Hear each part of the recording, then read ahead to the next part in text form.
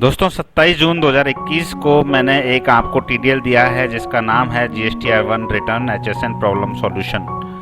इस टीडीएल के माध्यम से आप अपने GSTR1 को जेसन में कन्वर्ट करके डायरेक्ट पोर्टल पर अपलोड कर सकते हैं। इस फ्री टीडीएल को यूज करने के बाद भी काफ़ी लोगों को प्रॉब्लम आ रही है HSN के अंदर। वो क्या प्रॉब्लम है और उसका क्या सॉल्यूशन हो सकता है, आज के इस वीडियो में हम डिस्कस करेंगे।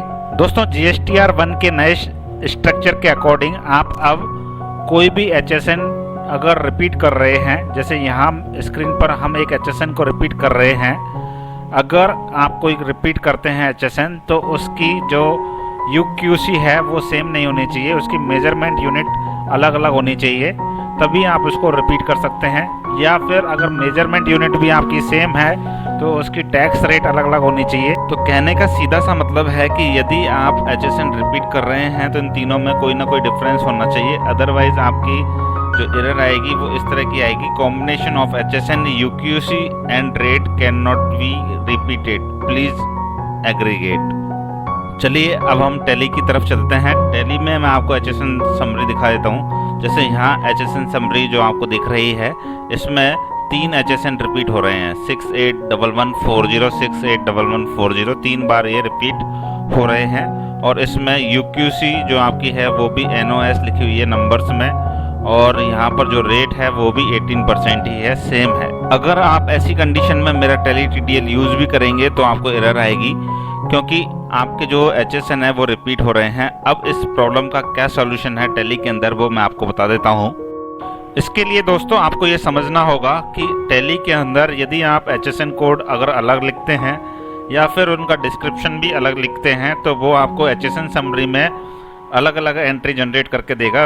इस केस में मैंने HSN कोड तो सेम रखा है लेकिन डिस्क्रिप्शन आइटम्स के अंदर अलग अलग है, इसकी वजह से मुझे ये 2 एंट्रियाँ दिखाई दे रही है। लेकिन नए रूल्स के अकॉर्डिंग क्लब करके आपको देना है कि अगर मैं इन दोनों HSN समरियों के डिस्क्रिप्शन को एक कर दूं तो ये मेरी एक ही एंट्री बन जाएगी 681140, और सारा डाटा एक में ही क्लब हो जाएगा और फिर मेरी ये एरर भी सॉल्व हो जाएगी।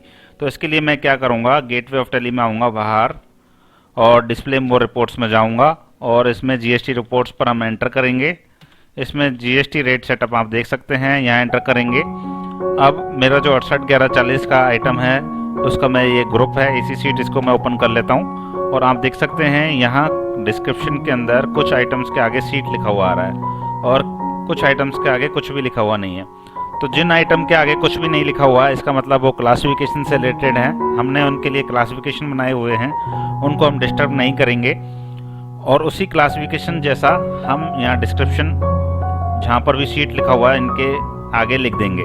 तो ये कैसे पॉसिबल है, तो हम कोई भी एक डिस्क्रिप्शन देख लेते हैं क्लासिफिकेशन का, इसको हम कंट्रोल के साथ एंटर प्रेस करेंगे और यहाँ हम इसको यस करेंगे। तो आप देख सकते हैं इनमें AC सीट क्लासिफिकेशन लिखा हुआ है, AC सीट क्लासिफिकेशन के अंदर यहाँ AC सीट लिखा हुआ है। तो इसके जैसा हमें लिखना है तो मैं इसको कॉपी कर लेता हूँ कंट्रोल C से, और जहाँ पर भी मेरा सीट लिखा हुआ है वहाँ मुझे AC सीट लिखना है।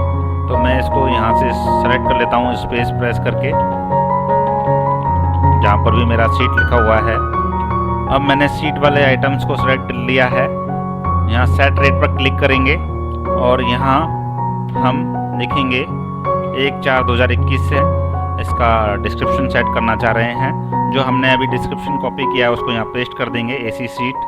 उसके बाद यहाँ HSN कोड डालेंगे 681140, उसके बाद यहाँ डालेंगे टैक्सेबल और यहाँ उसकी रेट डाल देंगे, एंटर प्रेस करेंगे तो 11 आइटम्स के अंदर ये ठीक हो गया है। जहाँ सीट लिखा हुआ आ रहा था वो AC सीट हो गया है।